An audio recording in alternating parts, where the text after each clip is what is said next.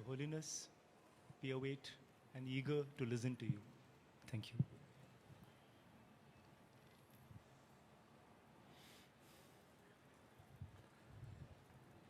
Suppose this sort of meeting just one lecture, not teaching. So I didn't sort of wear the bhikshu robe. Rinpoche wear. So I think today Rinpoche's turn, Dharma wheel. So already Rinpoche prepared. I'm not prepared.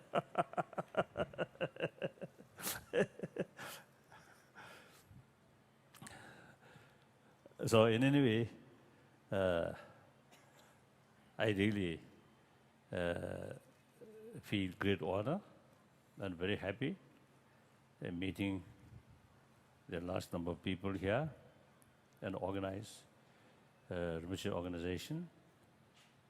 And this small Singaporean, since many years, we know each other, and particularly when I was a transit short stop at Singapore airport, she always very, very helpful. So since we know each other, so she, I think, no hesitation to some sort of exaggeration about my greatness. Thank you. Thank you.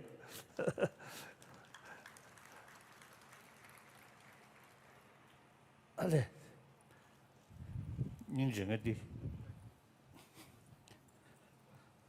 my old long-time friend,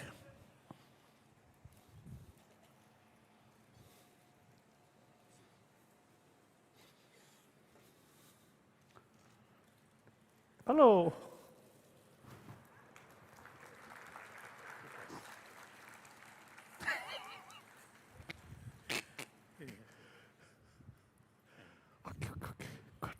God, thank you for being here with us. Thank you. Thank you. I'm sorry we came a bit. No. It is my duty receiving one long-time friend, and a foreign secretary. He always showing genuine sort of feeling, genuine concern.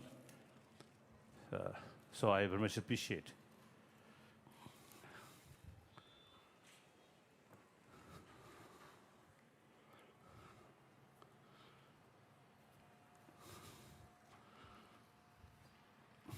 Sure.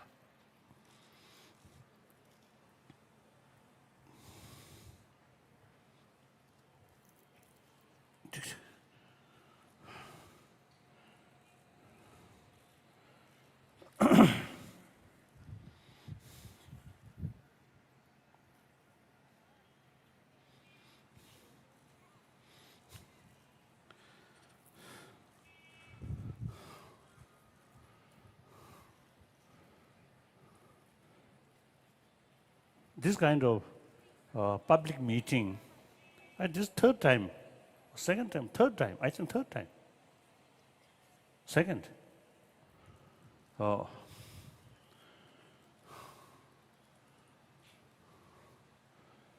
So the last one, which year?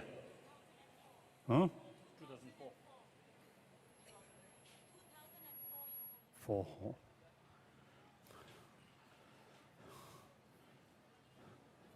So then, let me introduce myself. At that time and today, one difference is, now today my body, my human body, not complete, because remove the gallbladder about 2 years ago. So now my body, not complete human body.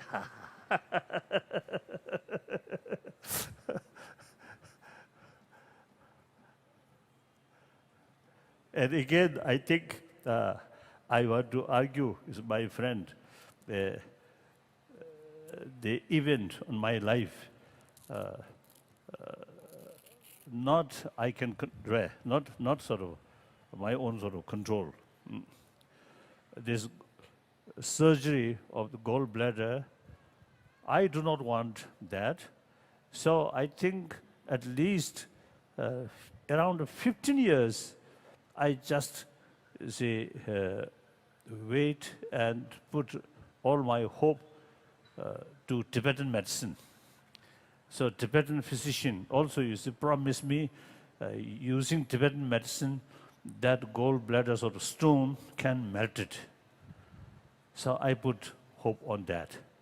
I think after 15 years, that hope is empty hope. So I always teasing my Tibetan physician.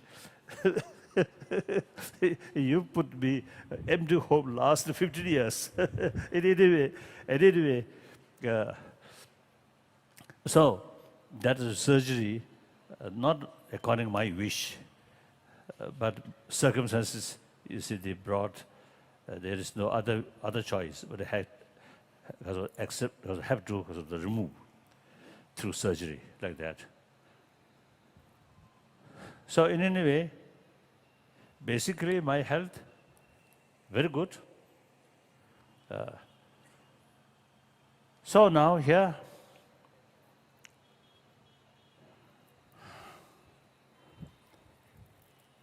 actually, I always say, make clear when a big gathering, you see, as they happen. I always make clear, we are same human being. The speaker, listener, we both same human being, same human body.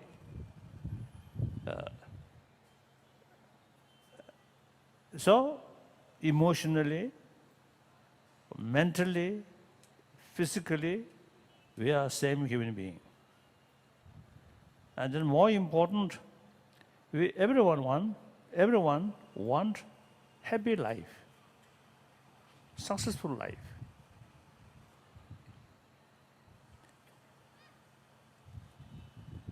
And most important, everyone have the right to achieve happy life.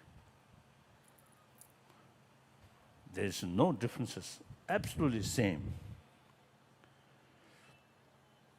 Then from the Buddhist viewpoint, particularly the Sanskrit tradition's viewpoint, everybody have a Buddha nature.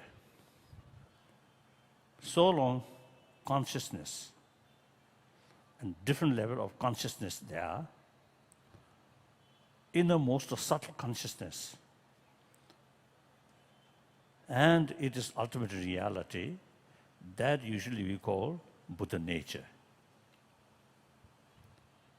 So the ultimate seed of Buddha, or Buddhahood, is that subtle consciousness. So that all sentient beings who have the experience of sort of knowing that consciousness there. That consciousness, subtle consciousness, is the basis of all grosser level of consciousness. Obviously, in our daily life, now like this moment, we are experiencing or active our grosser level of consciousness, including sensorial consciousness, very active. I can see, I can hear, I can smell, I can taste, I can touch. So the 5 sensorial sort of consciousness, very active. Each sort of sensorial sort of consciousness, behind the mental consciousness. So the sensorial level consciousness, I think generally speaking, no ability to judge. So when we see something, hear something, then, oh, this is good, this was something. And sometimes we remember, oh, once I heard that. That's the 6th mental sort of work. So after each sort of consciousness, this the sixth sort of mental consciousness always go that way, together, or sometimes follow, like that. So then, in dream state, these senses of organs no longer function, no longer active. But the mental level experience still there, active. So its own special sort of what's the different sort of, with dream, certain sort of what's the seeing, hearing, and mental level, something.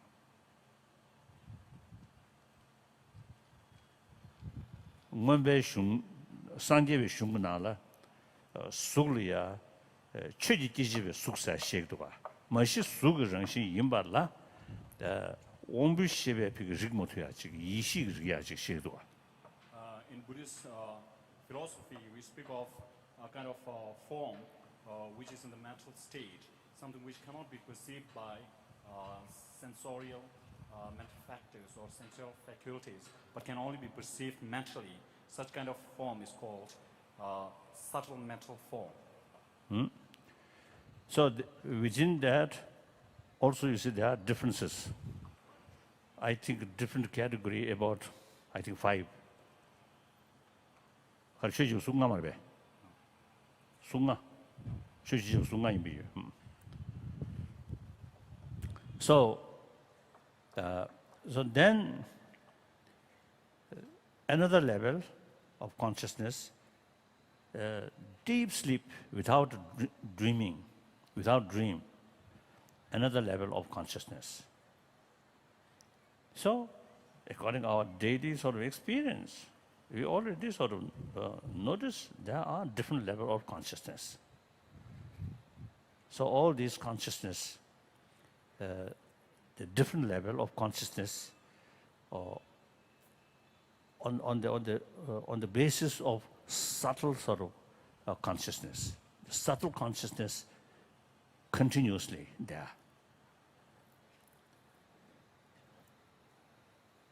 So,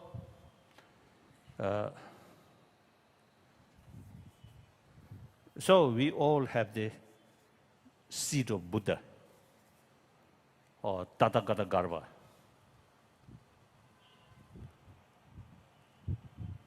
My friend knows Sanskrit, isn't it? Sanskrit. So please examine my sort of pronunciation, Tathagata Garva, okay? Or Sugata Shindaya.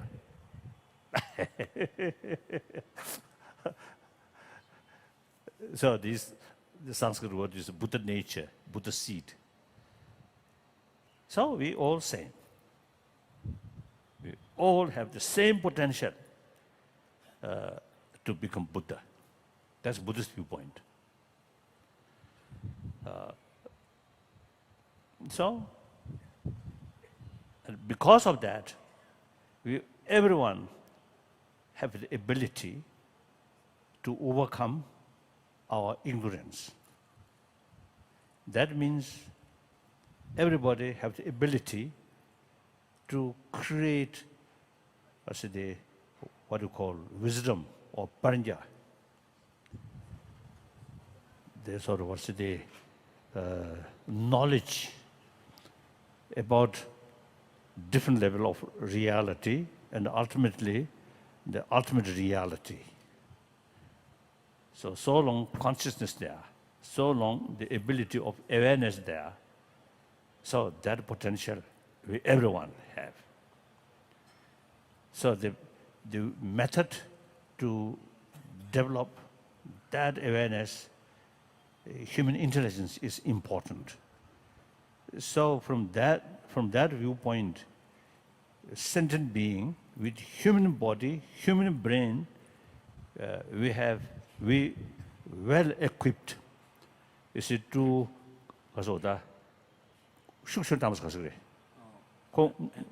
number seven. Activate that subtle consciousness or that wisdom. So we are, so basically, the point is, basically we all, it's the same. So should not sort of think the speaker is something special and from you. That kind of view is totally wrong. We are same. When Buddha taught us the teaching, he mentioned you also have the same the ability, the same nature of mind, ultimately Buddha nature. So he always emphasized that. Since it's Buddhism, Buddha Dharma, no idea of concept of creator, like Jainism. These two Indian tradition, no concept of creator, ourself as a creator. So samsara, which, of course, samsara, general, not my creation, but my own sort of samsara, is my own creation. Ultimately, that a subtle mind, overwhelmed by grosser level of mind, then all those, destructive emotion, without control. So that creates negative karma. That creates my own samsara.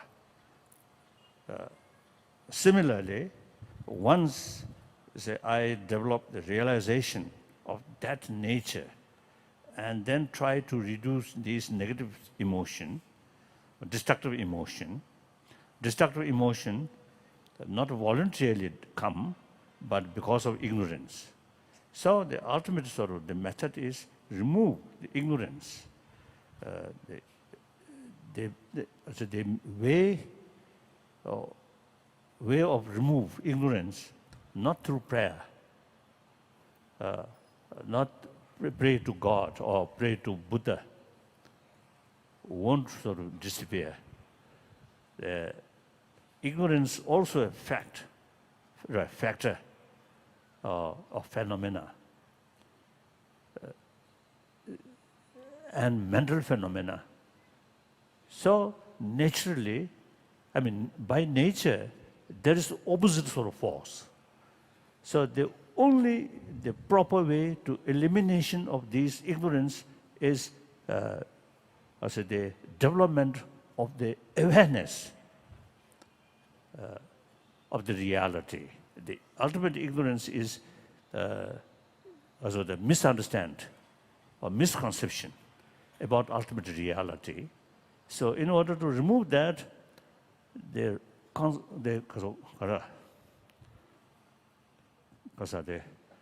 right awareness about the reality.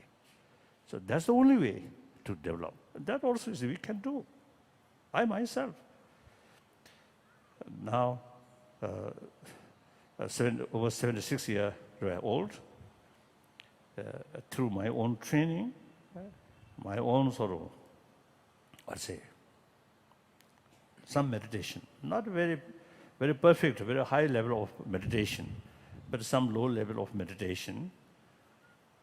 I think last almost, now, nearly 60 years. Decade by decade, some sort of improvement, gaining some strength about these deeper awareness. So that reduce that effect on the ignorance, on the misconception of the reality. So we all have the same sort of nature, same potential, same ability. Of course, that is about the Buddhist thinking. Now here I'm going to talk about secular ethics. Not talking about religion, not talking about God, not talking about Buddha or Buddhahood, these things. Simply how to be more calm person, calmness is the basis of satisfaction. And also calm mind, also very good for our physical health. Oh, I want to share with you one my sort of secret. That is, when I went through surgery about the removing gallbladder. So the gallbladder was enlarged almost 3 times, and also with pus. So then the last sort of check by specialist about gallbladder, then they expressed to me, now you can't think weeks and weeks, only matter of hours or days. Now, very dangerous sort of stage. There's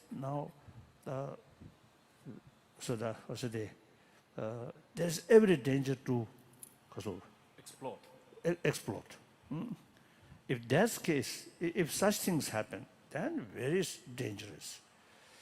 Then I immediately went the hospital, the Gangaram hospital, and then the next day is the surgery. So usually those healthy body, even 15, 20 minutes, they can also complete. They can they can finish. But my case, 2 hours. The surgeon, very specialist, very experienced. The Dr. Choppy, very, very sort of experienced. So quite serious, the surgery, quite serious. But then, within 5 days, they recover, rapidly recover. And then within 1 week, there's some things was put here, also they remove, and everything, then okay, become normal. So then concerned doctor or nurses, surprise. The speed sort of recovery, they're a little bit surprised on my age. Speedy recovery. Speedy recovery. Speedy recovery. So of course I have nothing special, but I convinced then my mental state quite calm. Even on the bed, the surgery, I feel okay. Some teasing, some of the nurses, some of the doctors, like that. Then of course, after Kaza, Shime. Anesthesia. After that, of course, no feeling. But till that, I smiling, and you see some cases teasing. If they made little mistake, then I always teasing like that. So I think 5 days in the hospital. So within a short period, those nurses, who take care of me, we become very close friend. So later, the concerned people later expressed to me, while I was there, that part of the hospital, some kind of whole atmosphere is something different. After I left, they felt something missing. So this is nothing special. I think my mental state quite calm. So that much from my own experience, I can tell you, you can train your mind. Through that way, you can bring inner peace. Not through prayer, but through training, but through awareness. So whenever I meet you see people or public talk, I always stress material values, of course, very important, but there is a limitation. So it is absolutely wrong to seek deep satisfaction from material values, from money, from power, from fame. It's wrong. Ultimate source of satisfaction, ultimate source of happiness within ourselves, on mental level. That you should know.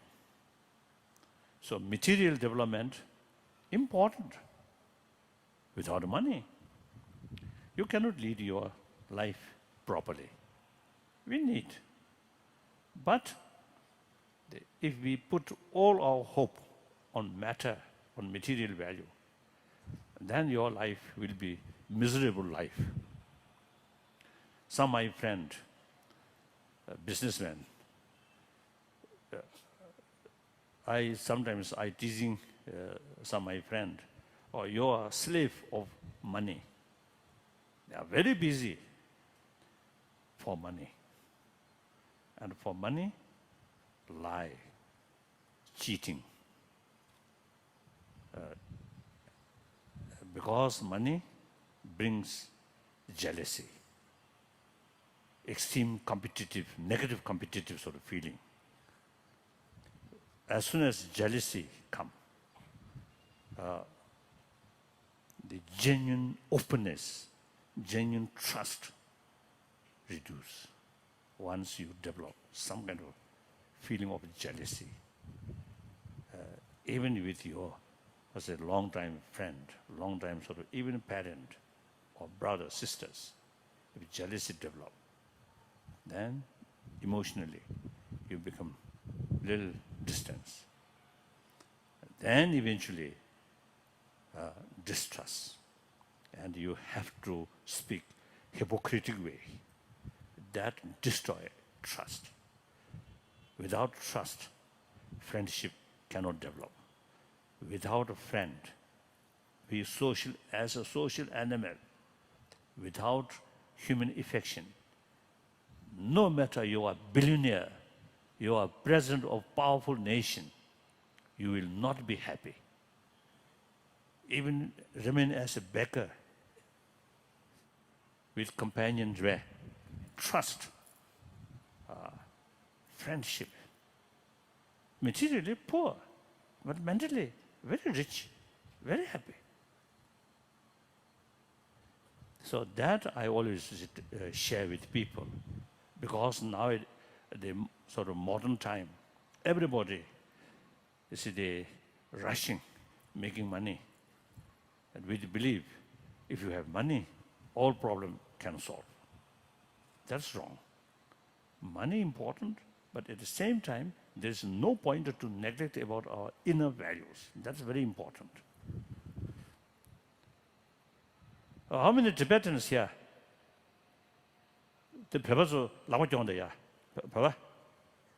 They grow though. That's how you have Peba. Toge. Toge.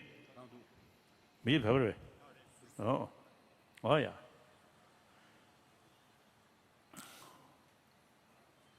So, so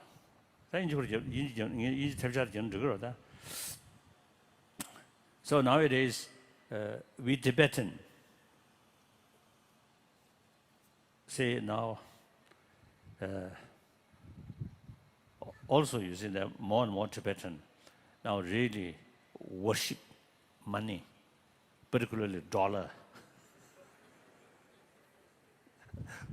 I openly, you see, sort of what's it, expressing, you know, our way of approach regarding Tibetan problem, not seeking separation.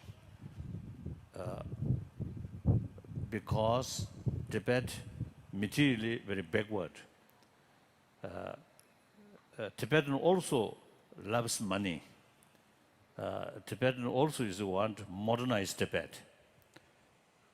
So one reason, several hundred Tibetan illegally immigrant to Europe, some of the European countries, and also Canada and America. These illegal sort of immigrants,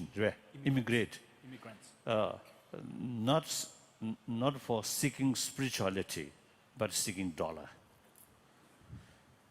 So we also want modernize and more material development. So in that case, remain within the People's Republic of China. We get much benefit, provided our main concern is preservation of Tibetan culture, Tibetan spirituality.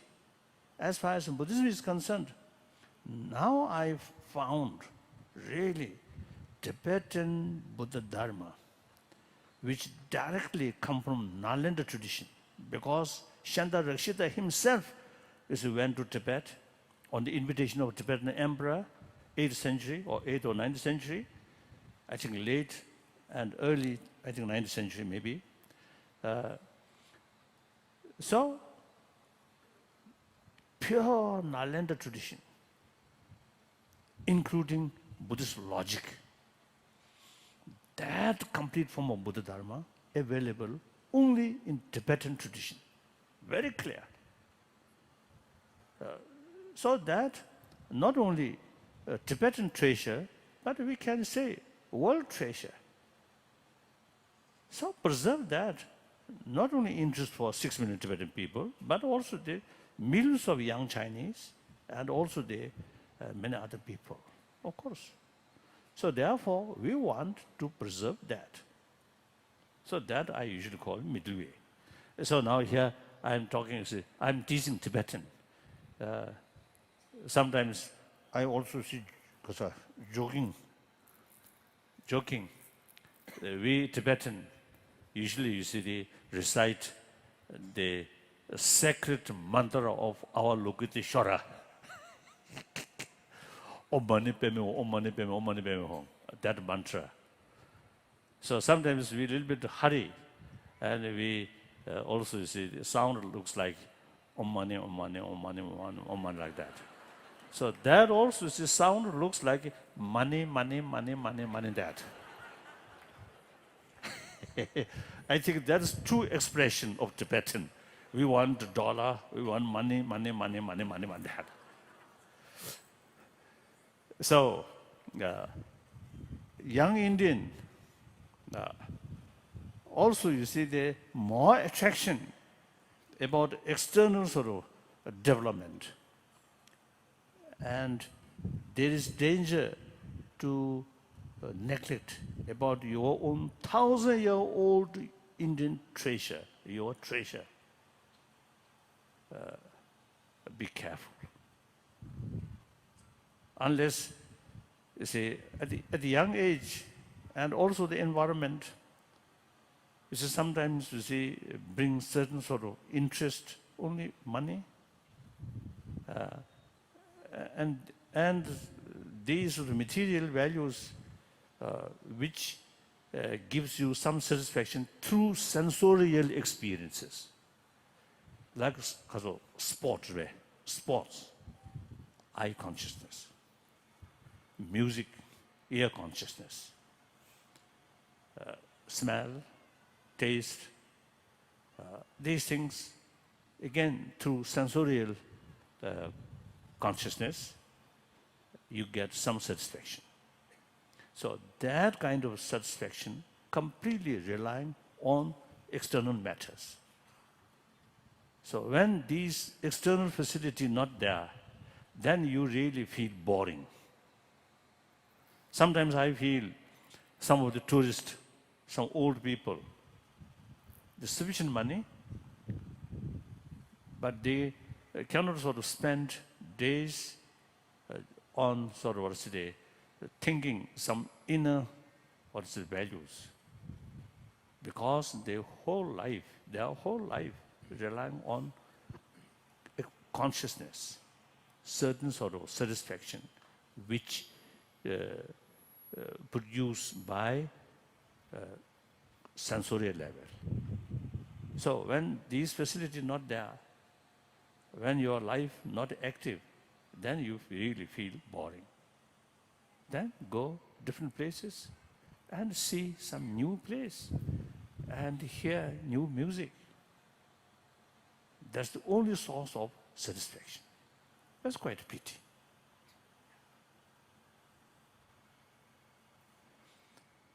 Those people who have some sort of experience to think about inner value and use mental sort of ability, not relying on sensorial thing. That person, when you live as a hermit, you get sort of, the most sort of the greatest sort of satisfaction to analyze reality and thinking about the reality. So these people, not only Buddhist, but also you see they follow of other tradition. One time I met one Catholic monk in Barcelona, one monastery, Catholic monastery, Montserrat or something. So when I visit there, the one Catholic monk came to see me, and the organizer about my visit, they told me that Catholic monk 5 years remained in the mountain just behind the Montserrat monastery or temple, 5 years with very little sort of hot meal, some biscuits, some bread,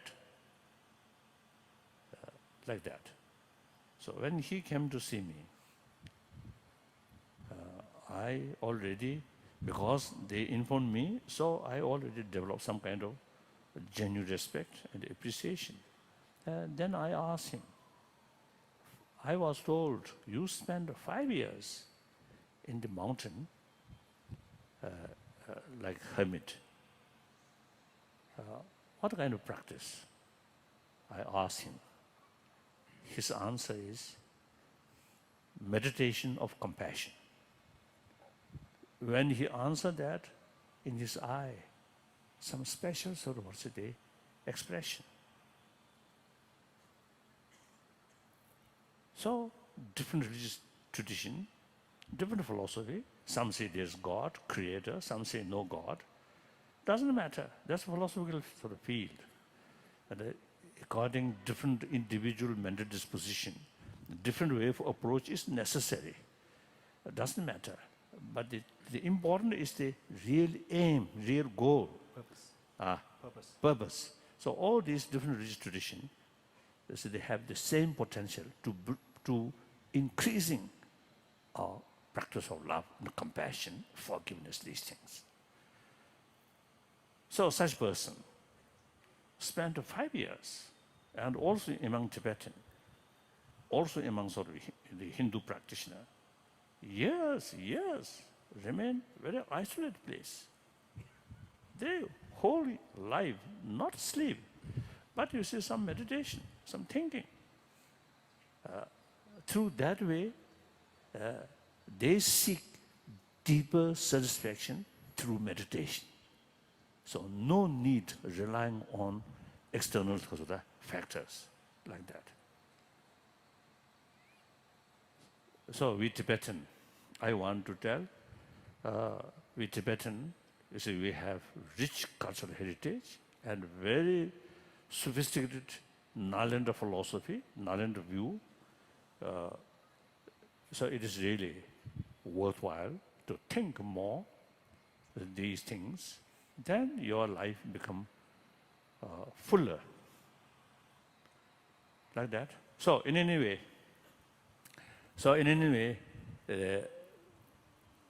they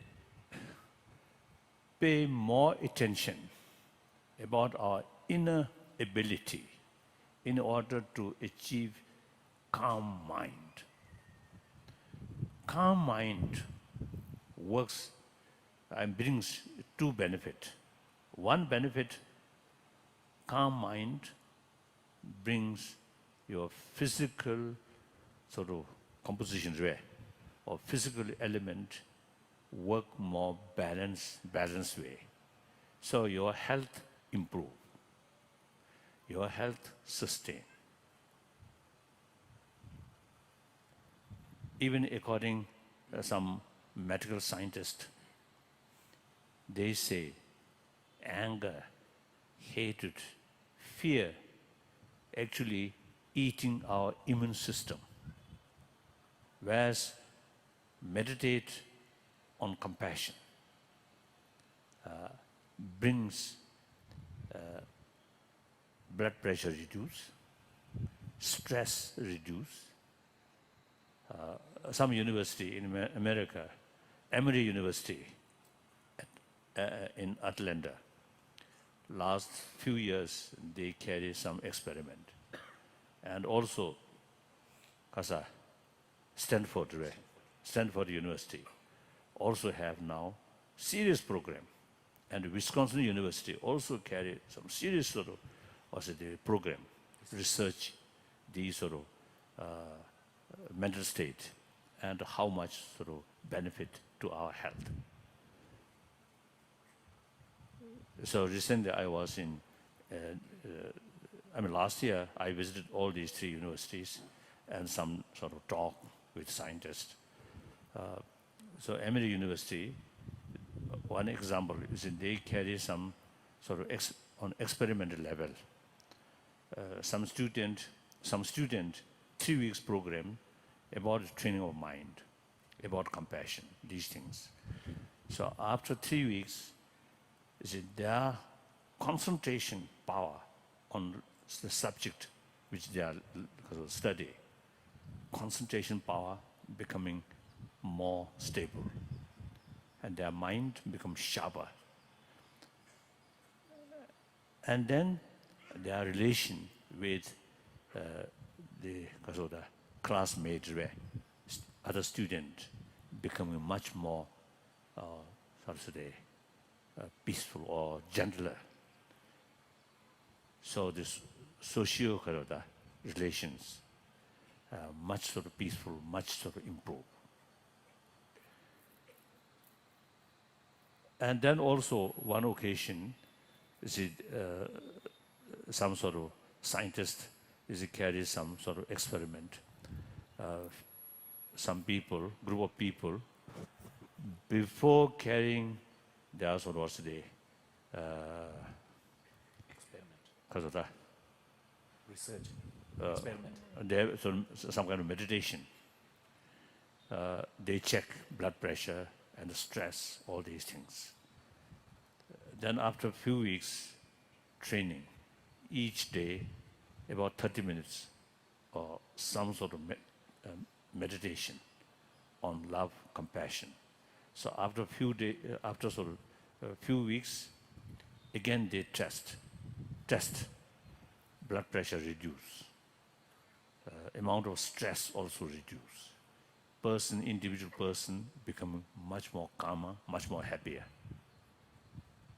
So these are not just to say idea, but some university, some scientist, genuine well-known scientist, they already carried as an experiment. Now they found quite sort of the significance of result, like that. So that physical level, calm mind, very sort of positive factor. Then another thing, human intelligence is really precious. So in order to carry human precious properly, calm mind is very necessary.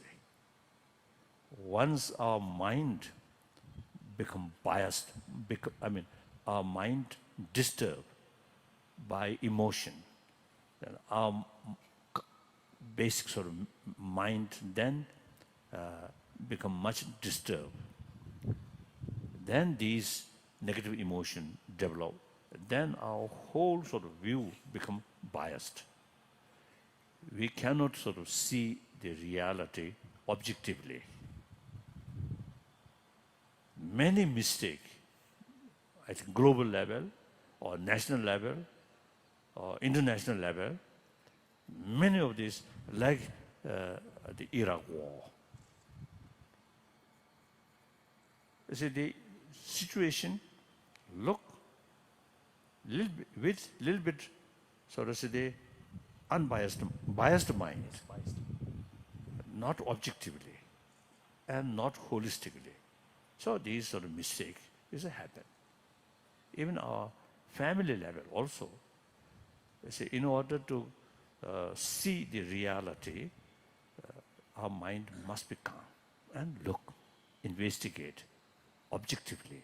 Then we get clear picture. So our mind calm, we can utilize our ability to see, to investigate the reality more properly. Once our mind disturbed, then you can't see, you can't utilize our investigation objectively. So calm mind, very important. Calm mind does not mean we remain indifferent. No. With feeling, with recognition, this is nice, this is positive, this is negative. But not much sort of, I think intellectual level, yes, this is good, I must do this. This is bad, I must sort of, kasota. Abstain. Refrain. Clear sort of distinction, right and wrong, and negative and positive, and short-term consequences, long-term consequences. But then deeper level, emotional level, more or less neutral. That we can do. So occasionally, this morning also, as I just expressed, the 2 days ago, is I burst my temper to some my sort of staff member. But, short period, some anger, but then go, not remain. That we can do. If our basis of the mental attitude is quite sort of healthy, then these destructive emotion comes and goes. I always telling as a sort of example, like ocean, wave always just comes and go. But underneath, always calm. So our mind also can do that. Different destructive emotions come and go. And these emotions, actually, I think biological factor, attachment, biological factor. Biased love, compassion, also biological factor. Anger, fear, also biological factor. I think many of you may know or may not, according to sort of scientists, when anger develops, then blood goes more on hand, so ready to fight. When fear develops, blood go more on leg, run away. So these are biological factors. So, biologically, we equipped with these things in order to protect oneself. Anger, push, because of negative things. Attachment, bring positive things for one's own survival. Even flowers, no consciousness, but due to chemical, they also have a certain capacity to bring their positive thing for their survival and push something harmful, like that. So then we, of course, not only physical level, but also mental level.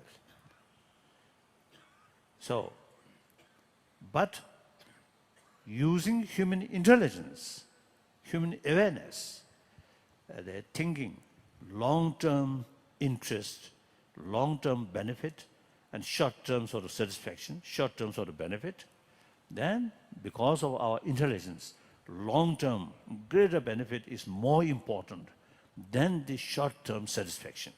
So with help of human intelligence, we can sort of reduce some of these destructive emotion, although biological factor, but we can sort of reduce. Right? So, and secular ethics, I think awareness and training of mind. Training means familiarize certain things. That's we call meditation. Meditation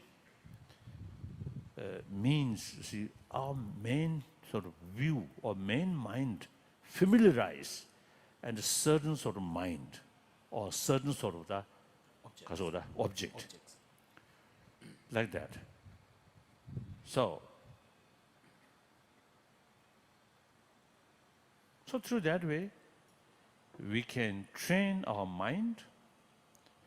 Through that way, eventually, for example, when anger develops, if you have some sort of experience through training, you can separate from the anger. You can watch anger by yourself. Once you separate yourself from anger, so the anger's dominance no longer possible. Then this because of the strength or intensity of anger automatically reduce. So through training, you see, we can do these things. All these, I think, the ability of human intelligence. So that's why you see, many literature, many spiritual literature is mentioned human body is something precious, like that. So now, I think basically, that's the main point. You see, everyone want a happy life, and the ultimate source of happiness, satisfaction. Now, when I say happiness, I think mainly means satisfaction. So even suffering, even physical suffering, can bring deeper satisfaction at the mental level. Even these sports, they really, physically, this very hard work. Sometimes it's difficult, but that brings tremendous satisfaction on mental level. So satisfaction and suffering, not the opposite way. Right? So here, happiness not necessarily sort of pleasant experience, but happiness mainly here, satisfaction. So happy life or satisfactory life, ultimate source is within ourselves. That please should know that. So pay more attention about our inner quality, inner value. Even you want to harm someone, the method should be realistic. In order to carry realistic method, you see, your mind must be calm. Then your approach to hit your neighbor who always create a problem for you, then your really hit effectively.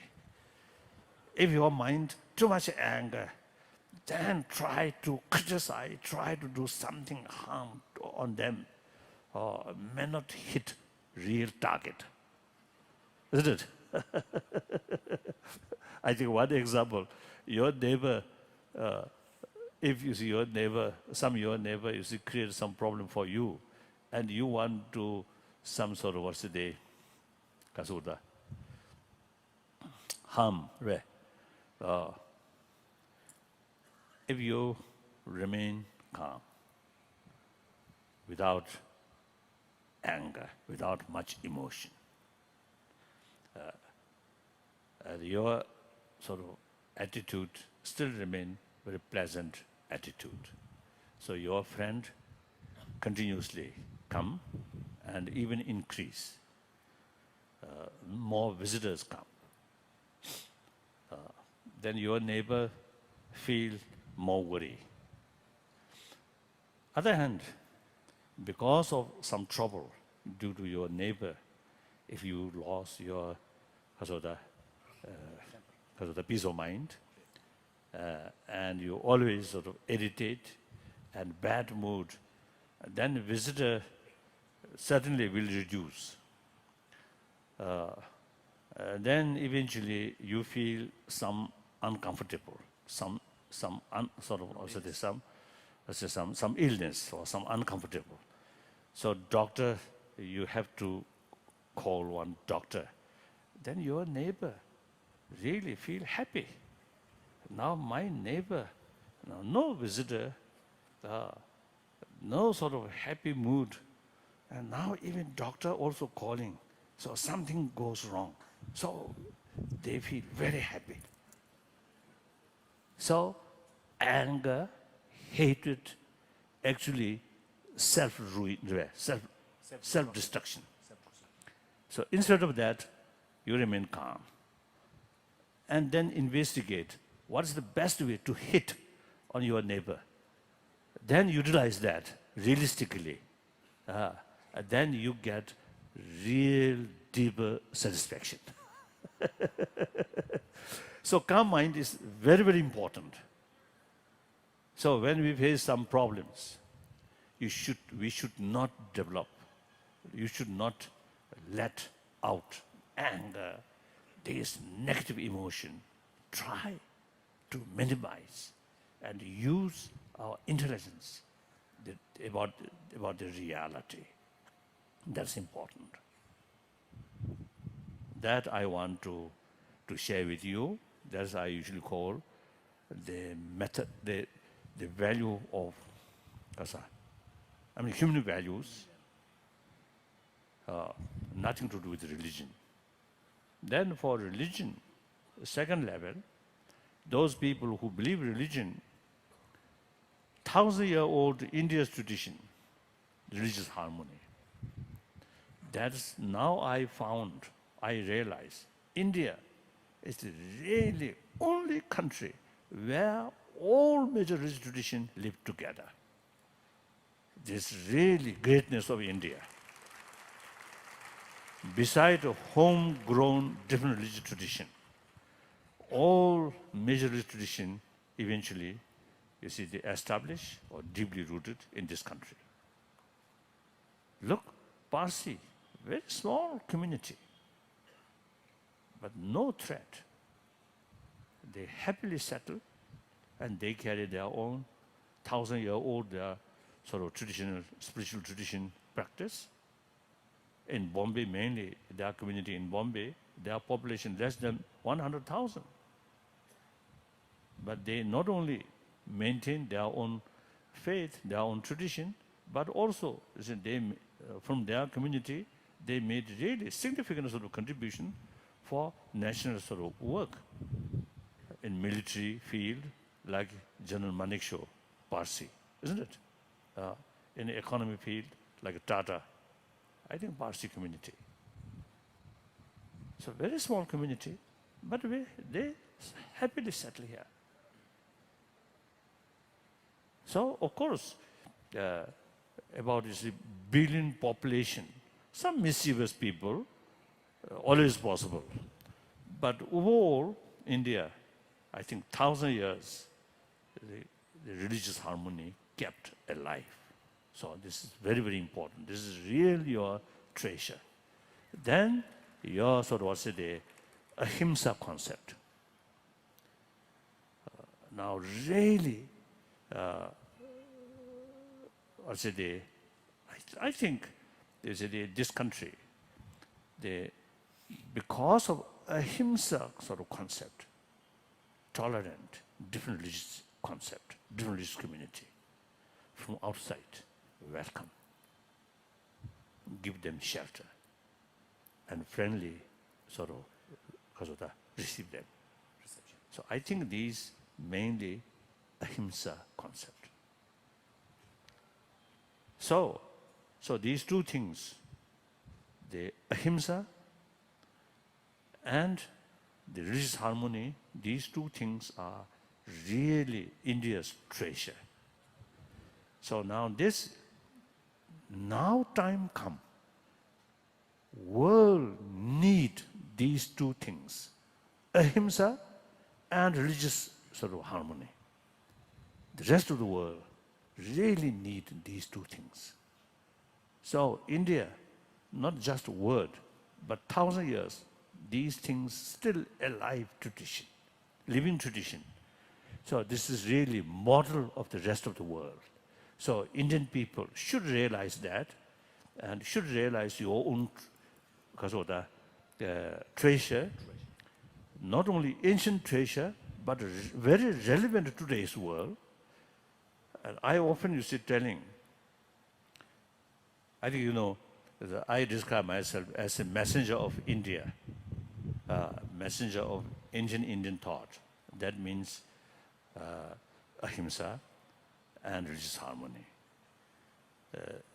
So we Tibetan, actually chela of Indian Guru. So you Indian is Guru, we chela.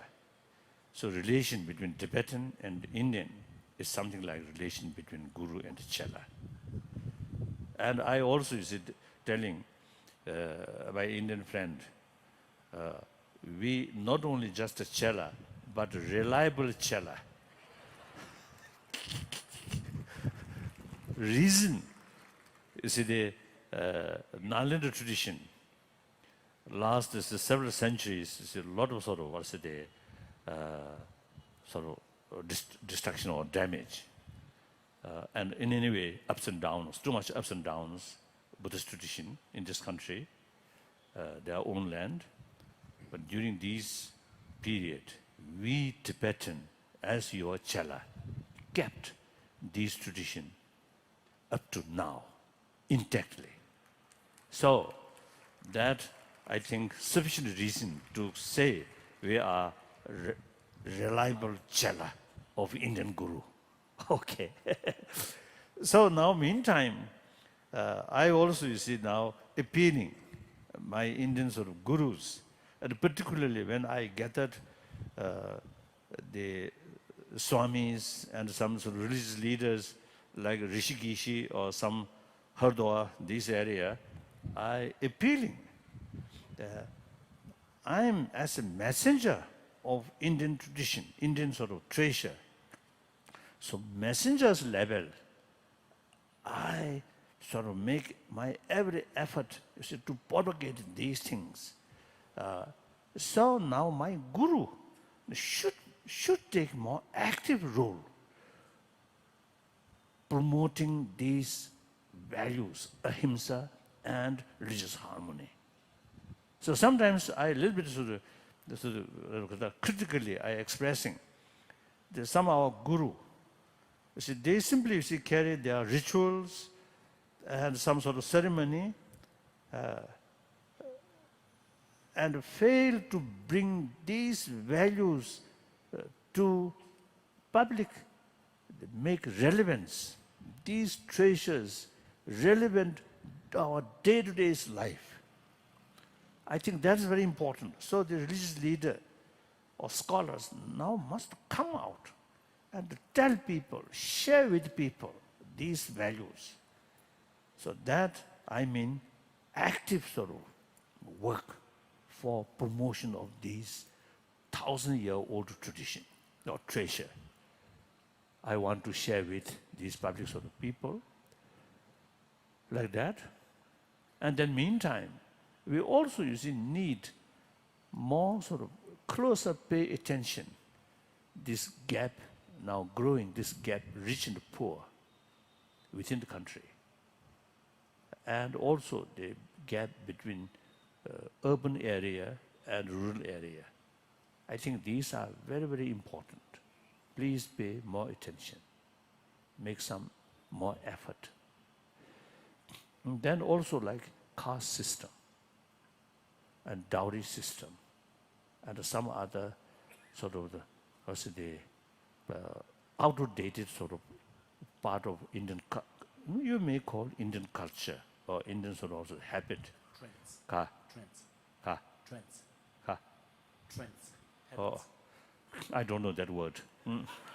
So in any way, you see, they even maybe part of your sort of tradition, but these are outdated.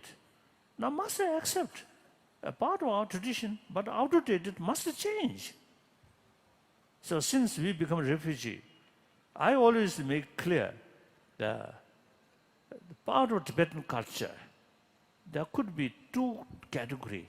One culture heritage, although part of Tibetan culture, but due to social system or certain sort of certain political or social system. So such sort of habit is outdated. Now, okay, sufficient put in museum. Must be that culture. The other part of culture, which something really benefit in our day-to-day life, particularly when we're facing some problem, the immense sort of help to maintain our peace of mind and holistic view. Such sort of part of our culture is really worthwhile to preserve and can preserve. Other, we cannot preserve and no use to preserve. So similarly, our Guru's tradition also, I think there are some maybe outdated, some must change. So these change should sort of initiated by the spiritual leaders and come out to speak. That I feel important. So that's about my talk. Now some questions. Question through written, also good. And someone, if you want to question directly, also most welcome. If you provide some microphone. First read. Question, yes. No, before the question, I would request Arvind Sitaraman and family to come to the backstage, please. Thank you.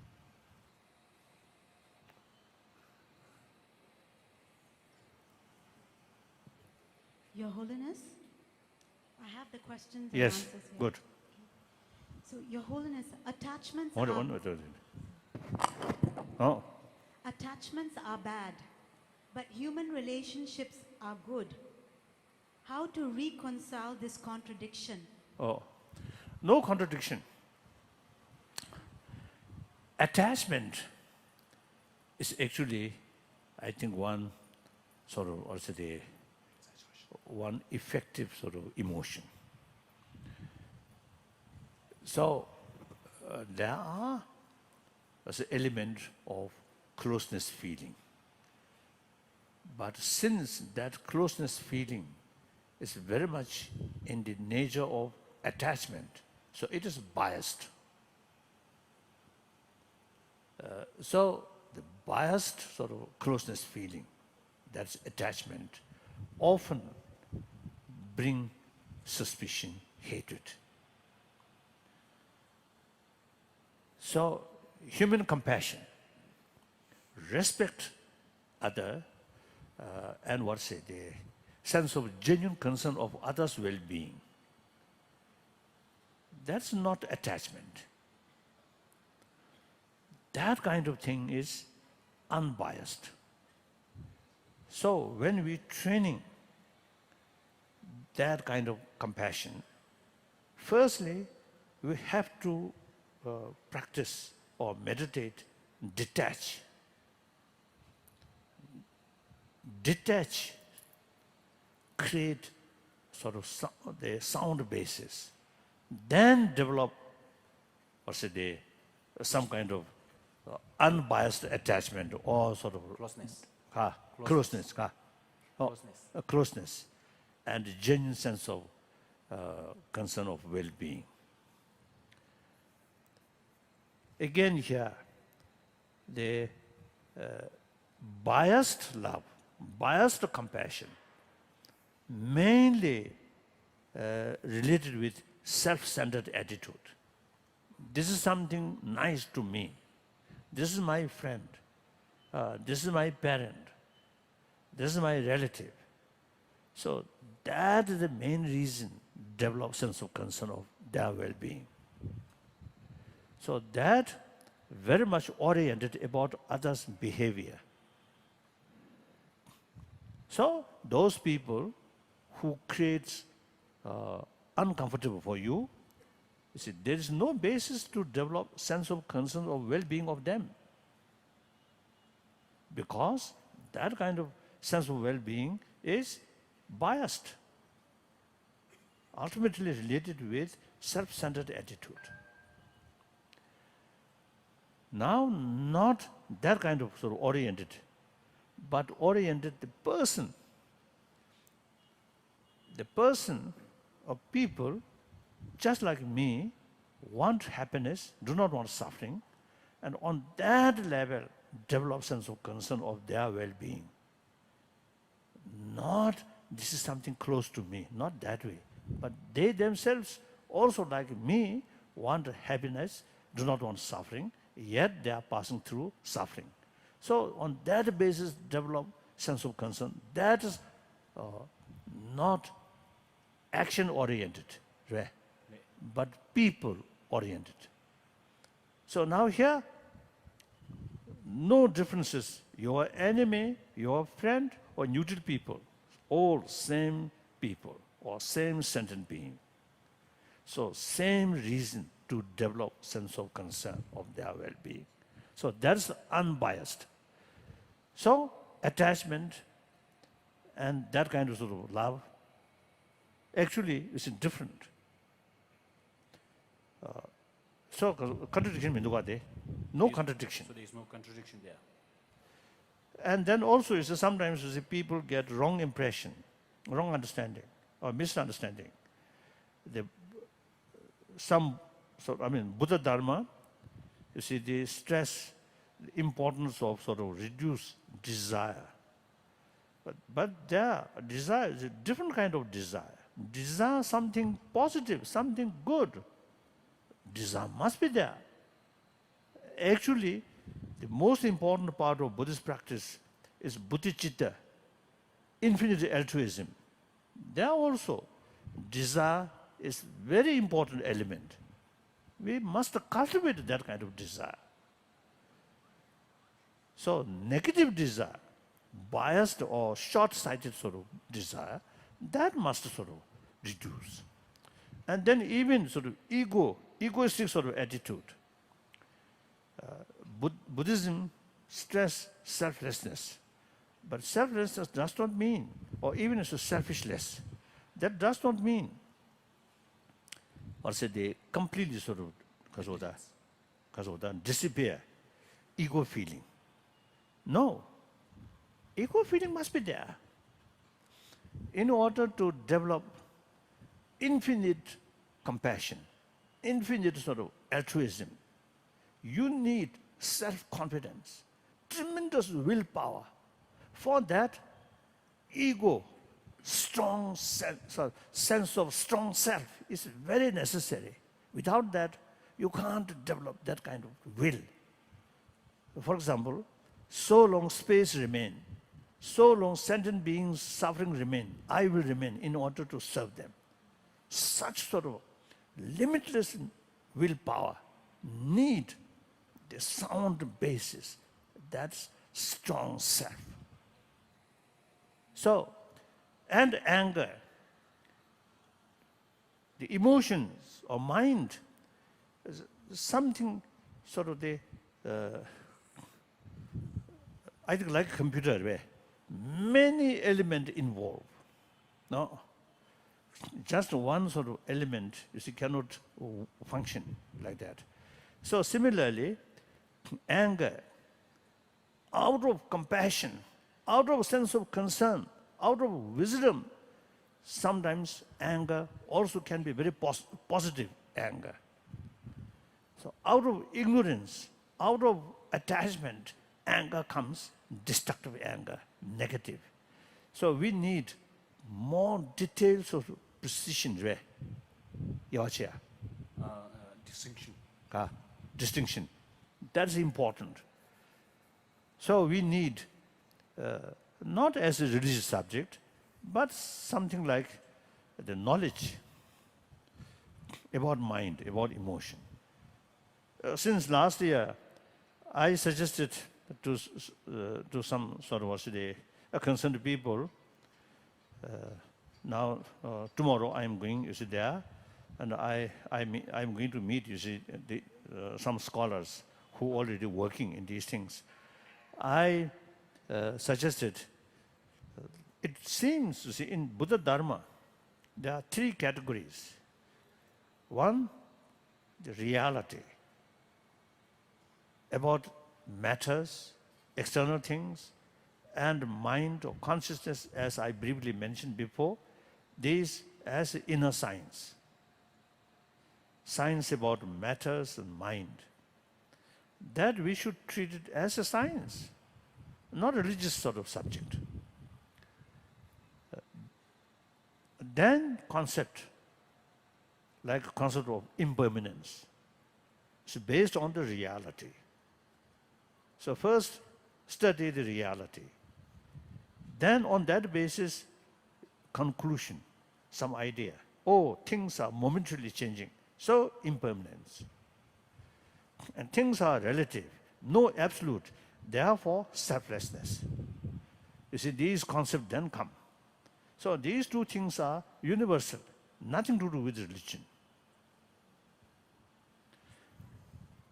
Then after that, religion.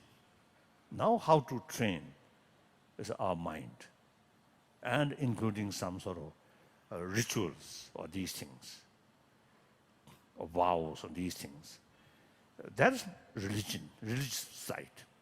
So obviously there are three categories: science, concept or philosophy, and religion.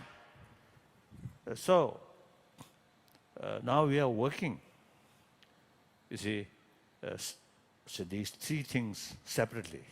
Religion for Buddhist, but science, which come from Buddhist literature and Buddhist philosophy, some, of course, directly related with religion, but some just, you see, the universal sort of view. So these should be universal, as a sort of academic sort of academic subject. So usually I introduce, you see, these, the great master of Nalanda, like Nagarjuna, Arya Deva, and Arya Asanga, and these, you see, I introduce for Buddhist. Of course, these are Buddhist master of Nalanda. But in academic level, we can describe these are professors of Nalanda University. Academician. You see, their work, like Nagarjuna's work, always reasoning, not form of prayer. No. Always reasoning. That's why Nalanda tradition, like Dignac, Dharmakirti, and then Shantarakshita, who visit Tibet and passed away in Tibet. He himself, great logician. So then Tibetans themselves also, even eventually, you see, develop great logicians among Tibetans. I think very rare among Chinese Buddhists, because no translation of these important Buddhist logic, of a text of Buddhist logic, like Dignac's work, Dharmakirti work, or Shantarakshita's work, like that. So these are simply academic thing. If you use for religion, yes, good. But we can treat them separately as an academic subject, like that. What is the matter? Well, how this explanation come? Contradiction. I forget now. Oh, contradiction. or contradiction. So you see, we need study or fuller knowledge about mental system, world of mind. I think very important. Now, as I mentioned earlier, so some scientists now really paying more attention to learn and mapping these different emotions. Next question. In the path to spiritual awareness, how do we act towards other people around us who are doing harm in the society? Where to find compassion for those who are wicked? Harmful for the society, Samarbe. Harmful for the society, then that is quite serious. So out of genuine sense of sort of compassion, sense of concern of well-being, not only society, but also the perpetrators are there. Perpetrator. Purely sense of concern of their well-being, in long-term well-being, we need appropriate sort of countermeasure to stop. That is very necessary. So, in the name of sort of altruism, whatever they do, something, even very harmful for the society, just you remain because of the neutral or indifferent, it's wrong. I very clearly mentioned one of Bodhisattva sort of precept. Something going to harm other or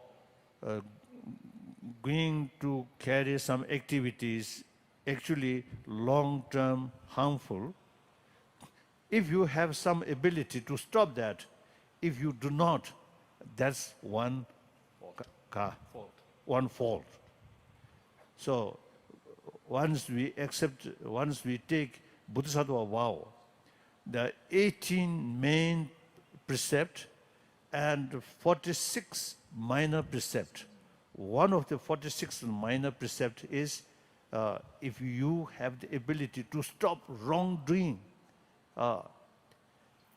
in spite that you didn't, is wrong. You must take appropriate counter action to stop that. Not out of anger, but out of compassion, out of karuna, like that.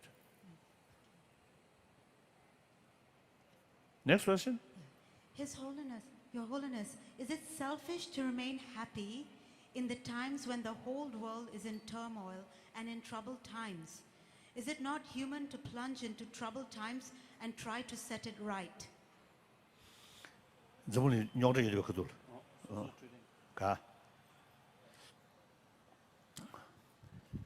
These days, I'm sort of telling audience, last, I think at least 3,000 years, or 3,000 to 4,000 years, people, human being, put our hope on prayer, pray to God, pray to Lord, pray to Buddha. Then last 2 centuries, around 2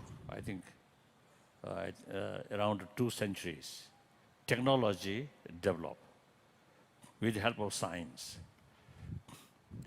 All those wish,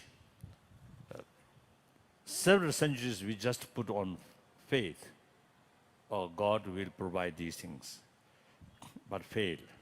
So these things then produce by technology and science. So naturally, we put more sort of attention, more emphasis on technology, science. It really transforms world, in generally speaking. Meantime, I always telling people, the 20th century actually become century of bloodshed. century of violence. Concept of war, 1,000-year-old, even in Buddha's time, war there. But destruction is very limited because of the weapons. The destructiveness is very limited. In last century, including nuclear weapon, with help of technology and science, the destructiveness, power of destruction is much increased. As a result, the 20th century, according to some historian, over 200 millions of people killed through violence. So it is in my sort of the meeting with some scientists, scientific meeting, I usually is expressing, it is quite a pity. Science and technology, which I think, what do I say, a human brilliant mind or intelligence, because of the innovated, innovated, wonderful. But some of them becoming destructive forces, bring more suffering, more fear, more distress. So it is quite pity. So now the field of science should pay more attention about moral ethics in order to utilize scientific knowledge for construction, not destruction. So last now, I think later part of 20th century,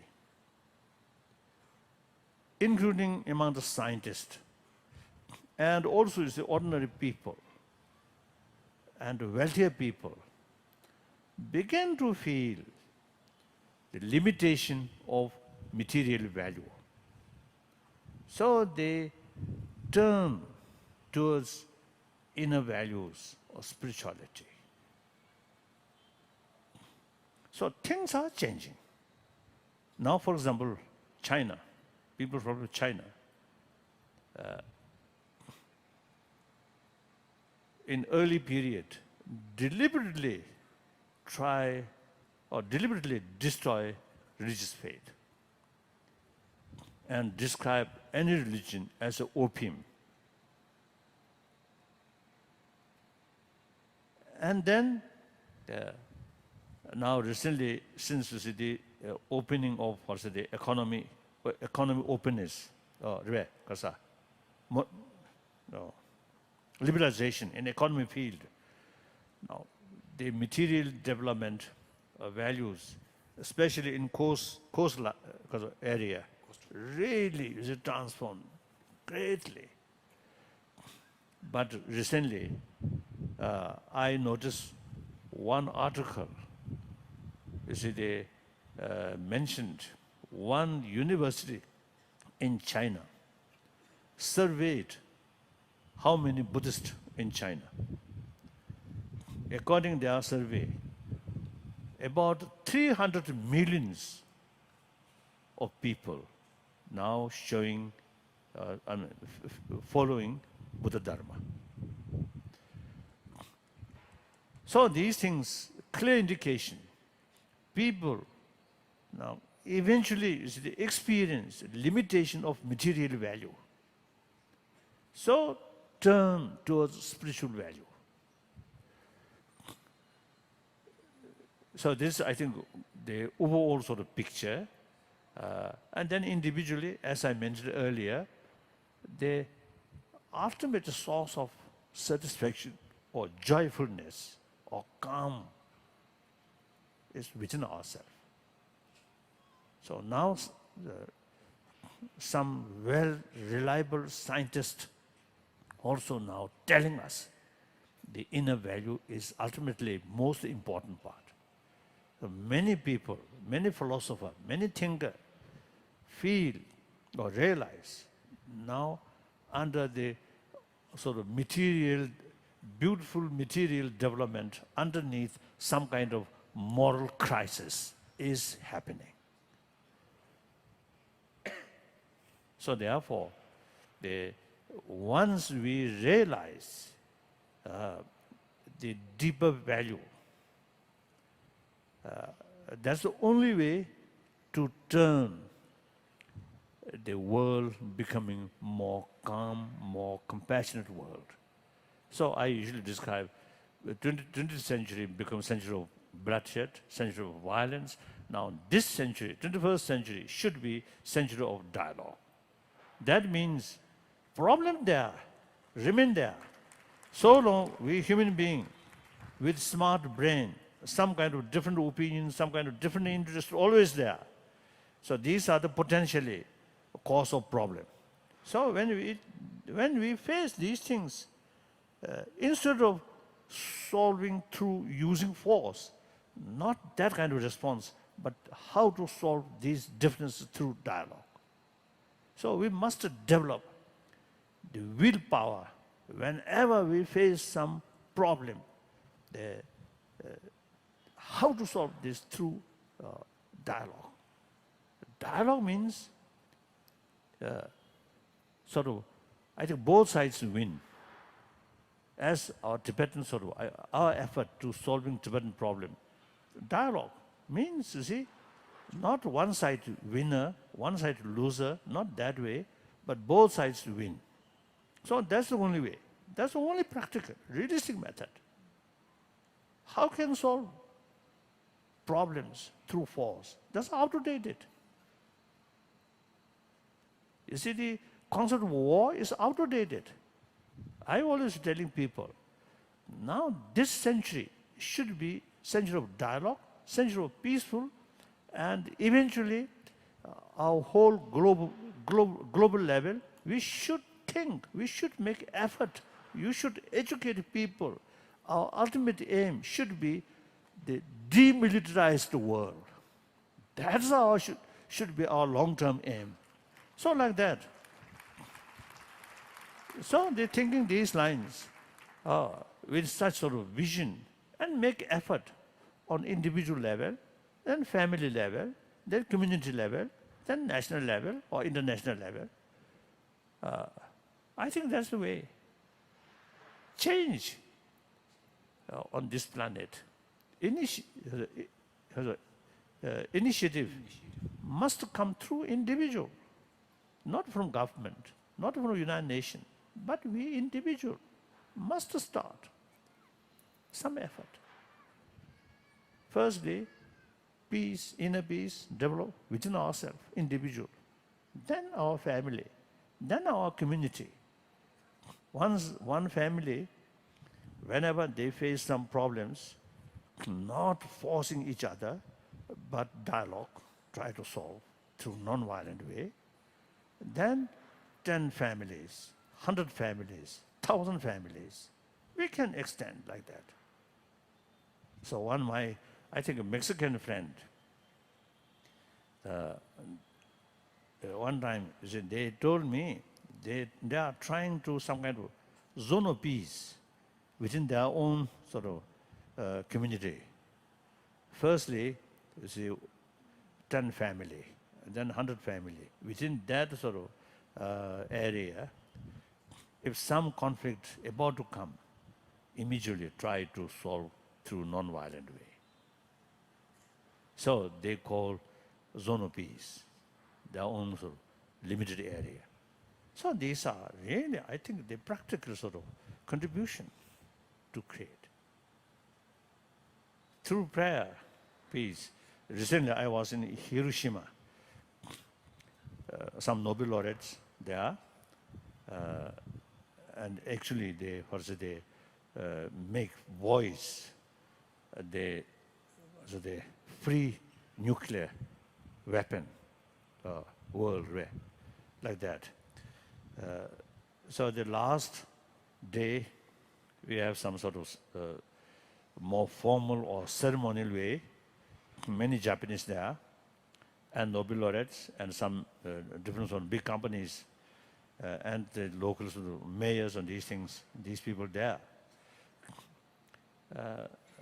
Then the other Nobel laureate also spoke the action is important, then my turn, I express the world peace, free nuclear world, never materialized through prayer, only through action. So we must work hard.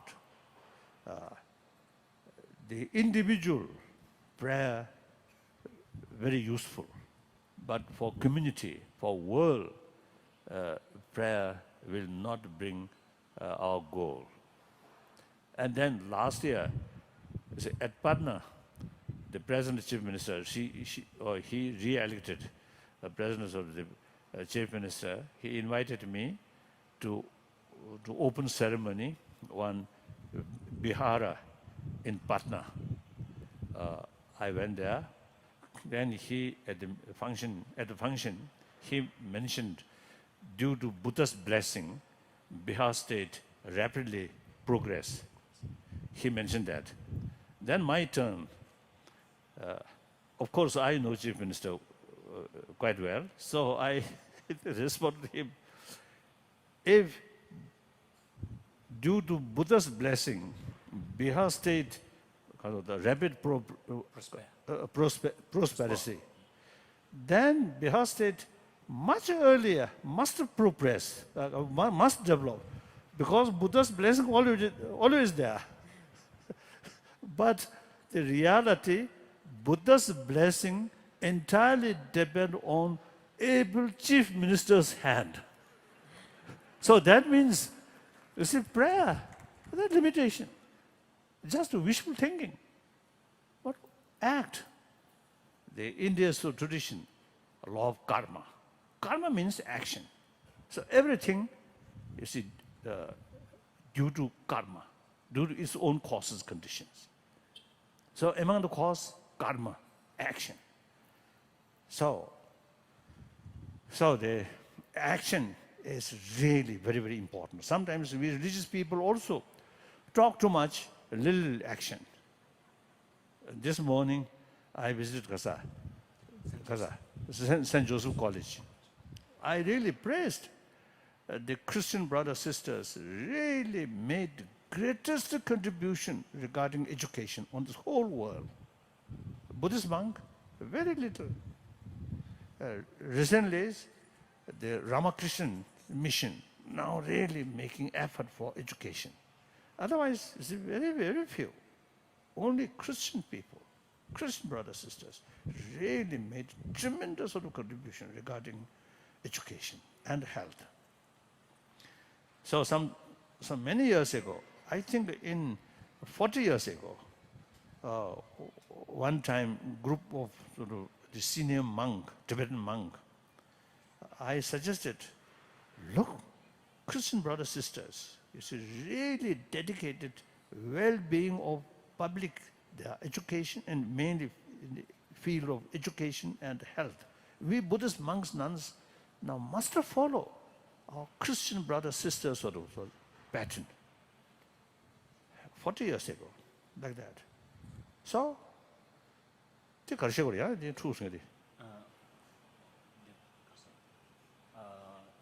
who make conflictory so it's a change ultimately depend on individual. So should not think when we see full of problem, then you feel some kind of helplessness. Should not think that way. Firstly, you yourself, out of awareness, pay more attention about inner value. Then share with your own family member, your own neighbor, families, like that. I think that's the way. Yes? Your Holiness, regardless of what religion we belong to, please enlighten us with a method for peace of mind in everyday life.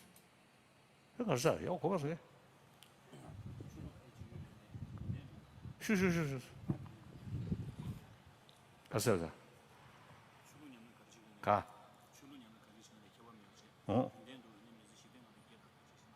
가. No. all major religious traditions, same potential, utilize in different method or different way of approach. For example, concept of creator. From the viewpoint of a non-theistic religion, then that is contradictory philosophy. But people, to some people, the concept of creator, very, very powerful. Look, Mother Teresa and her follower, they're really dedicated people. All these strength come from Christian faith. And as I mentioned earlier, I have a lot of sort of Christian friends who really practice very sincerely about love, compassion, out of their tremendous faith to God. And also among the Muslim also. So now, I want to share with you, on many occasions I was telling, the concept of one truth, one religion, and concept of several truth and several religion. These two things apparently contradiction. But you see, in the terms of the society, plural, then concept of one truth, one religion is not relevant.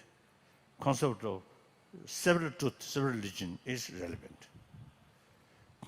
One individual level, concept of one truth, one religion is very relevant. So, for example, I myself, I am Buddhist. Sometimes I also describe I am staunch Buddhist.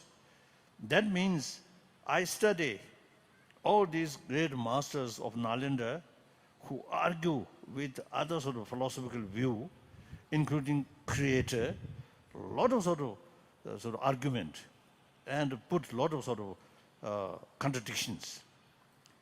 So I study these things. So therefore, I describe myself as staunch Buddhist. But at the same time, I really sort of respect or admire and appreciation of the contribution of these other world major religious traditions.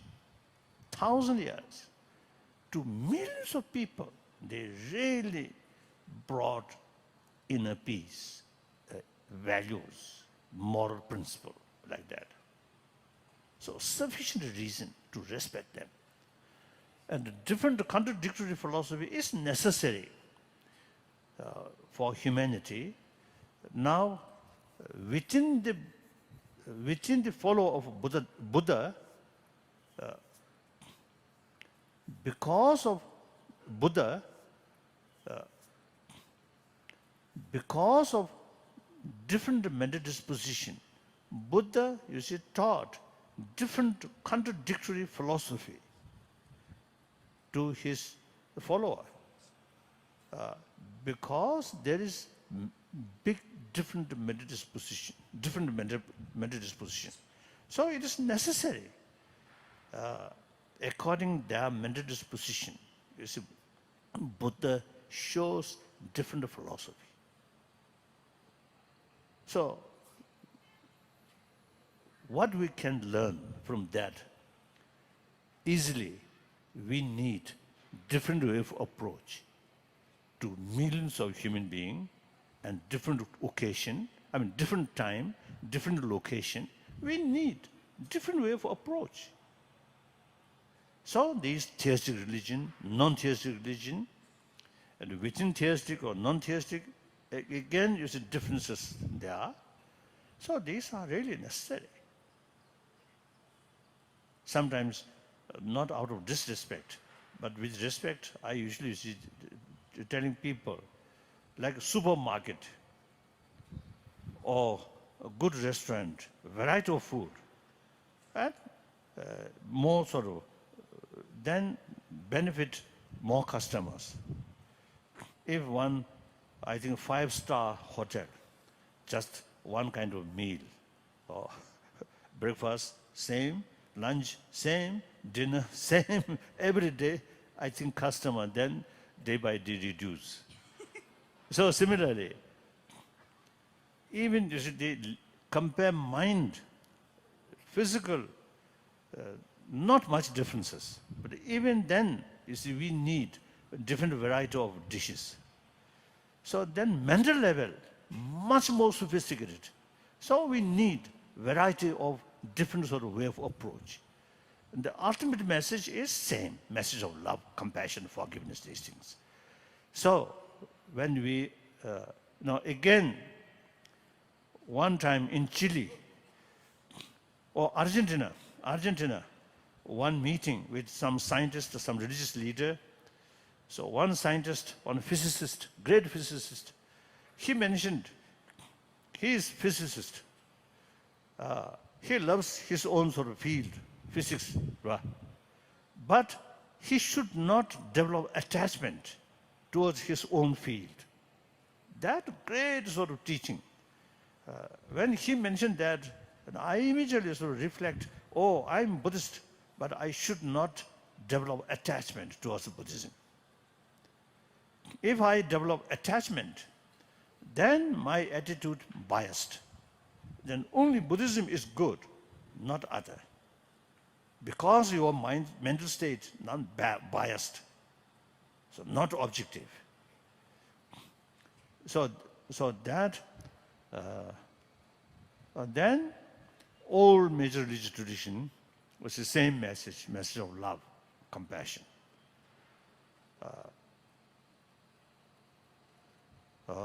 Reason different, but main message is same.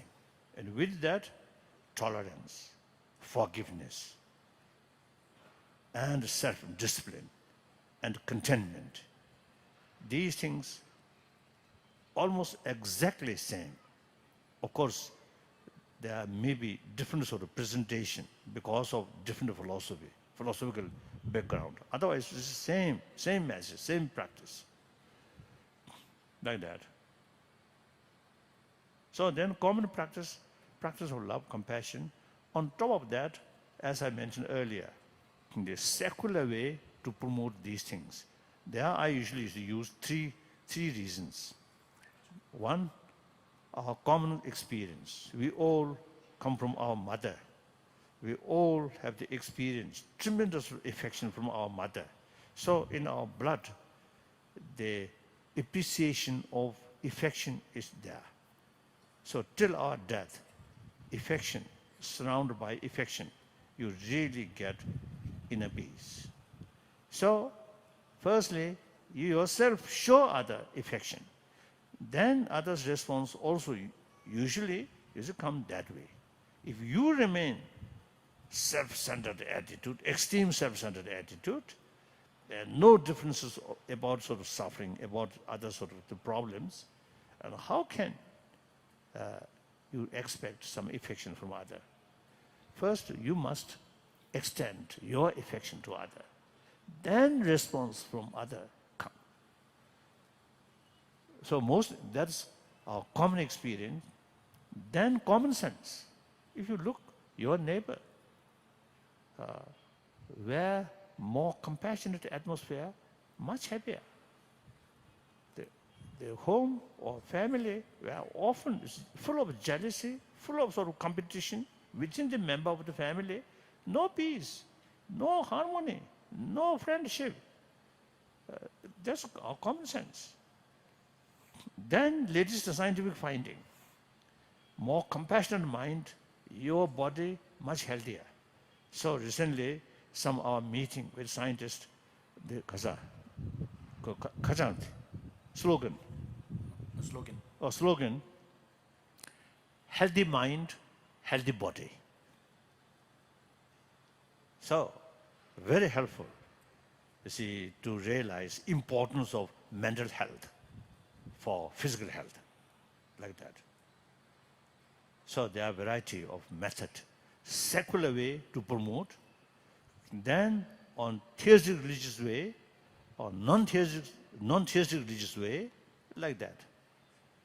And then main thing, I think these eventually should include in education curriculum, in education system. Education is universal. So, not touching religion, but secular way, like India's constitution, secular basis. According to the reality of this country, so many religion. If the constitution based on faith, then what faith? There are a lot of complications. So secular. Secular does not mean disrespect of religion, but respect all religions and also respect non-believers. Mr. Advani, of course I know many years. So one occasion, he told me one of the reasons the democratic system's success here, this country, is 1,000-year-old India's tradition. Among the sort of the theoreticians, philosopher, different philosophy. So he mentioned one example, the Charvaka tradition. Actually, nihilistic view. No concept of next life, or no concept of religion, no concept of God or these things, simply just this life. So, in the philosophical field, the major philosophical philosophers criticize, even sometimes condemn that view, Charvaka view, nihilism. But person who hold that view refer Rishi. Rishi means sage. So it indicates respect. Person who hold wrong view, still respect. So that is the India's tradition. So he mentioned that is the 1,000-year-old tradition. That's why you see the democracy very successful here. He mentioned, I think that's wonderful. So attachment, one's own tradition, our attitude become biased. Remain calm or open. That's very important. Now, next question. Your Holiness, due to the shortage of time, I think Okay. this will be the last question. So in one of your talks, you said we should be intelligently selfish. Oh? Can you explain this? 그래서 그래서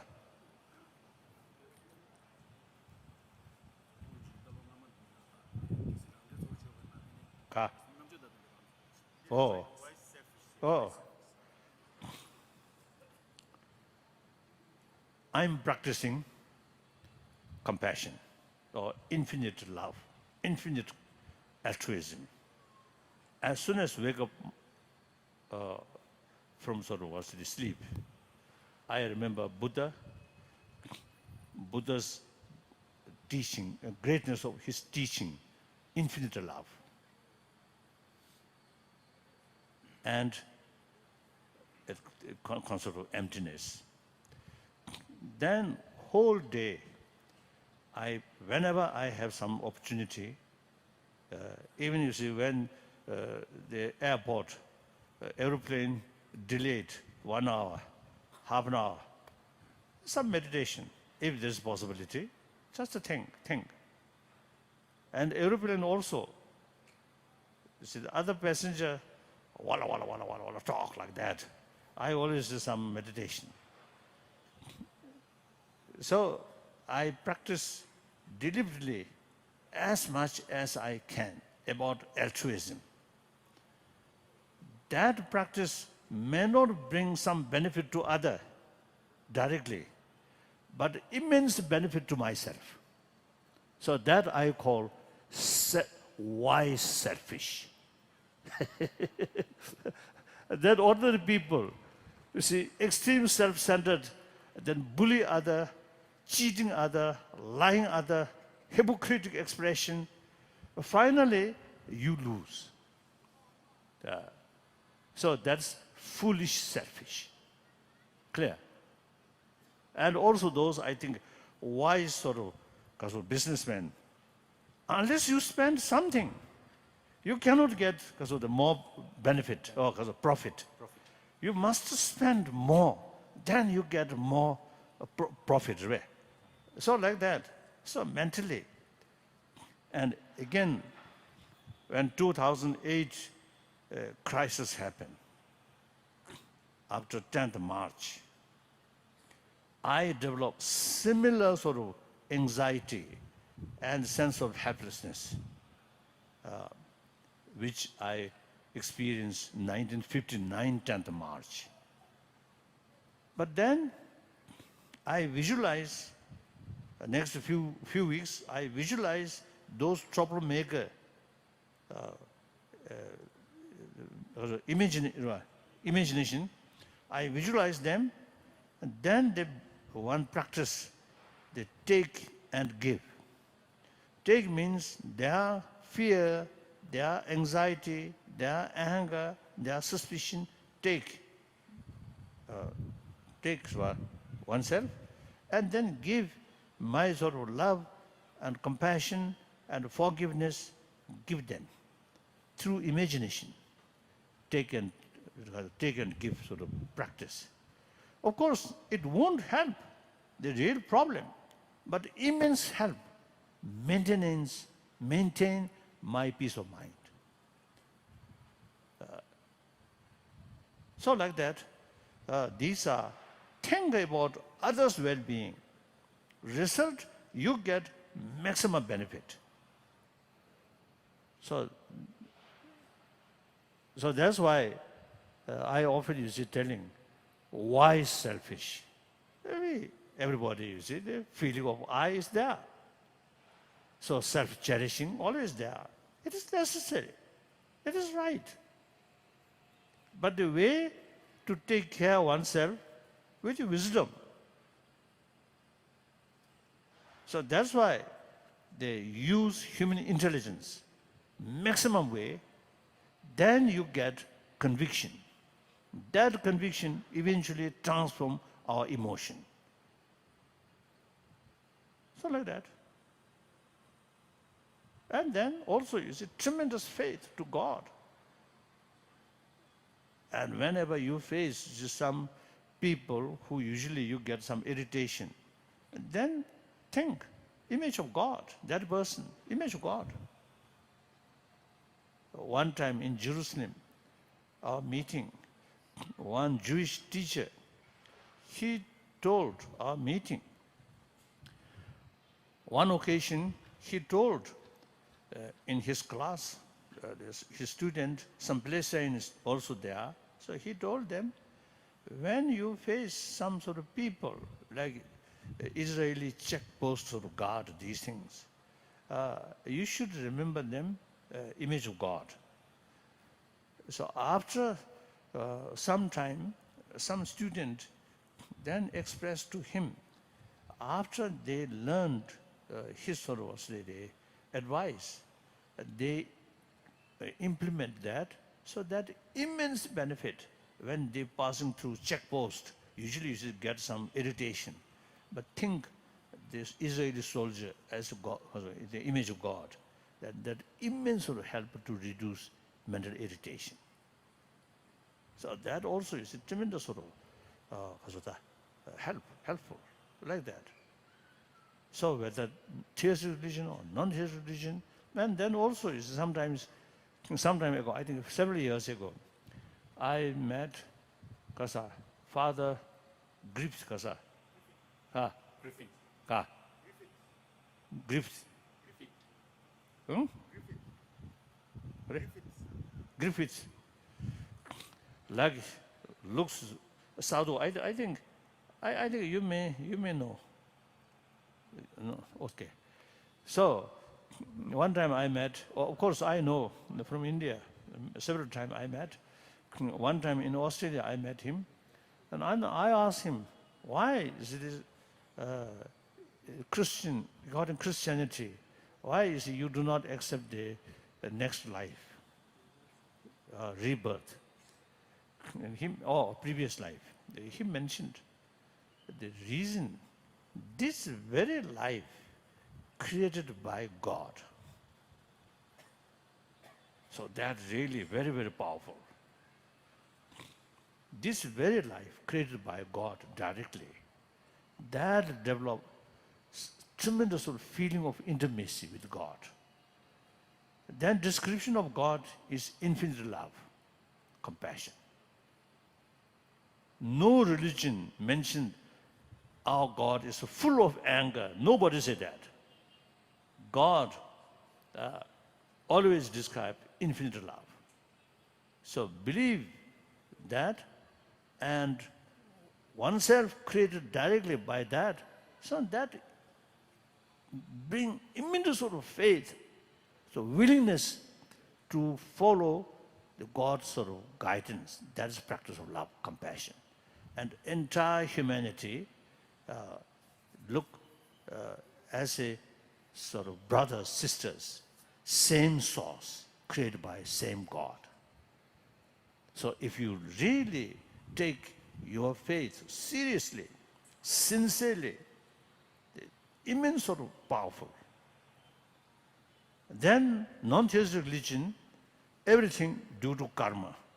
If you if you do good thing for other, you get benefit. If you do harm other, you get negative consequences. So all these way of approach, very, very powerful, very useful.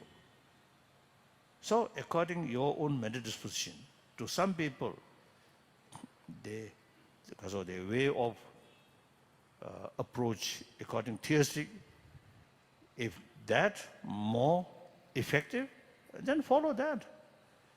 Then the way of approach, the law of causality, more effective, then follow that.